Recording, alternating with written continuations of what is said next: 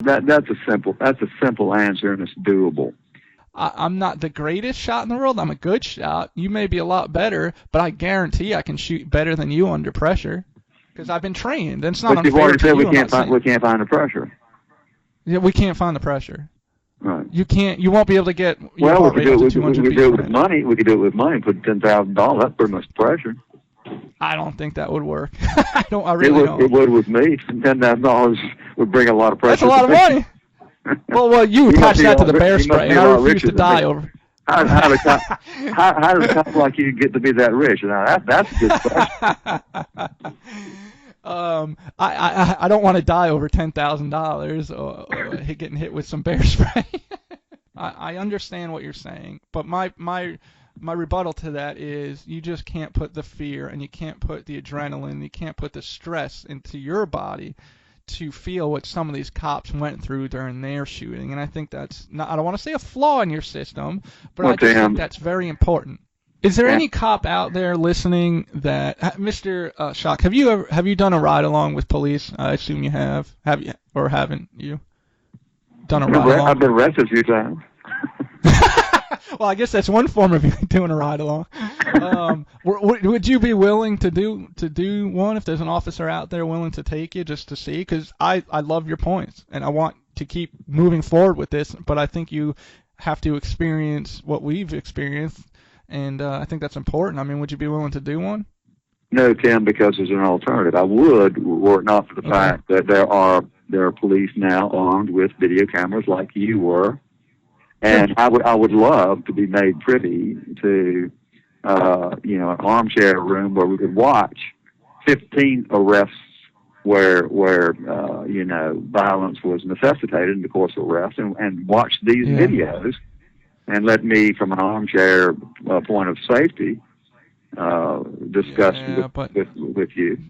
No, I don't. I don't want to put I don't want to put myself in harm's way to gain insights that and if you had your choice of whether you could erase that episode in your life, you would do that. Yeah. Well, no, there are ride-along programs out there. Basically how they work is you're not really allowed out of the car or anything, but you get to talk to the officer one-on-one. You can witness pretty much from a safe distance what's going on. You can even look at the video after the officer comes back from the call. Stuff like that. I don't want you next to another officer on calls. Absolutely not. That's very dangerous. I don't think a ride-along. There's nothing meaningful I can glean from that. No, you just got it. I just gave it to you. No, you can look at the officer's videos right there, because an officer where I worked goes through at least 3 or 4 arrests a day, and you get to not only talk to the officer and get his feedback right after it happened, but you get to look at the video right after it happened. I think that would give you great perspective. I'm trying to help you here because I want to move this forward.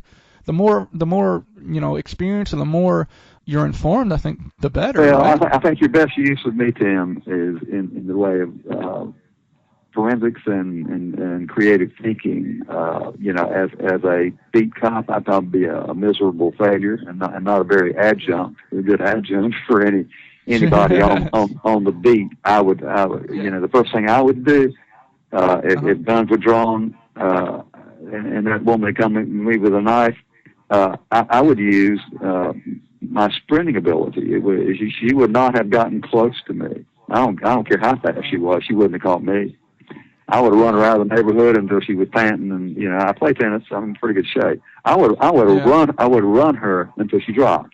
Could you go to sleep at night if she turned around and killed her mom? I would arrest her that night for chasing me. Assault on an officer. No. If you take steps back and she turns around and just stabs her mom, would you be able to sleep at night? Well, I can watch which way she's running. If she didn't chase me, I'd turn around and chase her. It doesn't work like that. Let's not rehash your event. Okay. We don't want to do that. No, I'd say any event. Take my event completely out of it. Let's do that. All right, and let me try to set up a call for you here. You have 10 people at a tennis match. They're watching tennis. All right, it's 10 people there. There's one out of the 10 people has a meat cleaver. Okay, that person is next to the other 9 people, the one with the meat cleaver. Are you gonna run away, or are you going to have to take action because they're threatening those other 9 people? Am I a cop? Yeah. I don't have a choice. I've got to stay. I'm a police officer. There you go. Huh? You just answered my question. Okay, now you've left out a lot of things. What am I with what am I armed? Well, you're a cop. You got everything. You have everything you need. Okay. And this person is coming. This person, just like I set up, 1 out of the 10 people, has a meat cleaver. I draw the revolver. I would point it at the person with the cleaver. I said, drop the cleaver, and then that there would be that step. Then the dominoes. And they then don't. The dominoes Well, let me set up. It's my way. scenario. It's my scenario. Let me set it up. Okay, that you draw your pistol. You're yelling at them, commanding, drop it, drop it, drop it, drop it. They don't. They advance. Let's say they advance towards you. What do you do? Well, you're like directing a movie and asking me to imagine something, and I don't think this is going to be a. Well, you're imagining that gun working in the field. It's not going to be a productive thing. In the first place, I wouldn't be a cop at a tennis match. Well, no, I wouldn't be a lawyer either. With your revolver, okay? That's a cowardly way out. That is a cowardly way out of this argument, sir. Okay, I'll tell you what I'll do then. Don't call me a coward. You promised not to call a name. No. I didn't say you were a coward. I said that is a cowardly way out. I would never call you a coward. Now I'm the cop that I would be if I were a cop. I'm approaching a group of 10 people. One of them has a meat cleaver and threatening to wield it, and I have come armed with my weaponry. Okay, what I do is I say, everyone disperse, put down the cleaver, whoever you are. Okay, and they don't. And then wait a minute, let me finish. No, this is my scenario. You don't get to set it up. I do. You asked me what I'm doing. You haven't let me tell you what I'm doing. Yeah, let me set it up. Before I even approach him. This won't work. If you add in your perfect scenarios, it won't work. Let me. I'm sorry, you're not listening. What I've done is I've already got my bear spray in my right hand and my service revolver in my left. Okay. Okay. I've got both aimed at the guy with the cleaver. When he starts coming at me, the bear spray goes on. He stops. You just hit the 2 other people next to him with the bear spray. That's tough shit. I've saved their lives. But you said the bear spray will kill you, right? No, I said it has happened. Oh. It's not out of the realm of possibility. All right. Well, yeah, all right. I told them to. You weren't listening to him. I told them to disperse. I heard you said disperse. They all ran away. But nobody listens. They left me alone with the guy with the cleaver. Nobody listens to the cops. They ain't going to disperse. Well, again, you're a director controlling the I'm giving you reality. I'm telling you what it's like to be a cop. Well, the only way you can mess with reality is to deal in reality. And well, the reason, sir, the reason why I'm saying this is in your imagining and in your reality, this pistol that you want works, and in my imagination or reality, I'm giving you the fact that it doesn't work. So you keep saying don't use your imagination, don't direct, but that's exactly what you're doing with your weapon. I would shoot at the knees, bring him down, and I think you'd go home in a casket. You'd go home in a casket. Well, sometimes you die in the course of duty. But I'm trying to say. Well, yeah, but our job, our number one job, is to go home at the end of the day as cops. We're still humans and we still have families. Although we're out to protect. We're out to protect ourselves more than anybody. Call that conceited.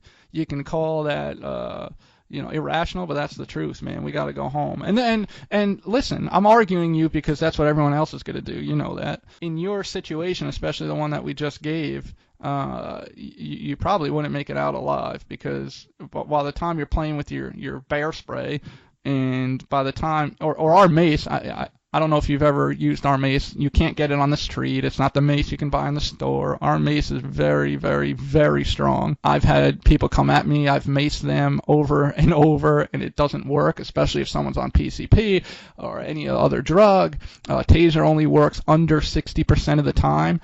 The reason why I'm giving you all these statistics is, like I said, our number one job is to go home at the end of the day, and I'm not about to use something that only works 60% of the time. When I have one chance to do something, I'm going to make sure I eliminate that threat, and if that's shooting them in the mid-body, then that's what I'm going to do to go home, sir. Okay, well, you and I have already agreed that police have inadequate equipment to optimally protect human life and Yeah, but yours, avoid use of lethal force, and you're taking... You know, you've already agreed to that. You've already agreed it's a good thing to explore options of non-lethal weaponry. And so why don't we just leave it there and say that those ideas need to be pursued? I would love it, and I hope you and I can do it together, and I hope that you take my experience as very valuable, because not many people have it. And I'm telling you, with my experience, you and I can probably get something out there that may save a lot of people's lives, and that's the whole point, right? Well, if you get to the point where you're addressing legislatures, then you'll probably be best utilizing my gift, which is rhetorical. I'd be glad to. Yes, sir. Absolutely. To go with you and be mouthpiece when it comes to arguing the point. But yes, sir. First you got to get the message out there, and you're already in the process of doing that, and I commend you for it. Good. Thank you, sir. Listen, this has been. I hope you don't take offense to anything I said. I think that society needs to hear this, and I certainly don't take any offense to what you said. You made some really good points, and obviously you're an attorney. You understand that I had to argue. But I think hopefully a lot of people hear this discussion, and hopefully we get a lot of feedback from it. Is there any website or anything you want to put out there, Dusty, that people can contact you at or anything, or do you just want to do it through my forum? It's totally up to you. Well, my name is my website. It's robertrschoch.com. Okay. And very good. And I'll put it up on the website too, so people can for all the things that I do. And the people who want to get to my political blog, which is a peace-oriented thing, are given a link on my robertrschoch.com website to get to my political blog, which is pro-peace and pro-environment. And I'd like to remind everyone out there that he took his own time to talk to me here. He took his own time to write the comments that he did on my page. And although you may not agree with them, please, please, please be professional and courteous when you communicate with him, because if you're not, A, you look like a fool, but B, you're not getting anything done. And the whole point of this is to bring society and police closer together. So with that said, Mr. Schoch, thank you so much for this. This has been enlightening and hopefully entertaining at the same time. So thank you, sir. My pleasure, Tim. Good luck with your continued quest, and count me on board when it comes time to furthering the things that we were talking about today. Yes, sir. We'll be in touch. Thank you so much.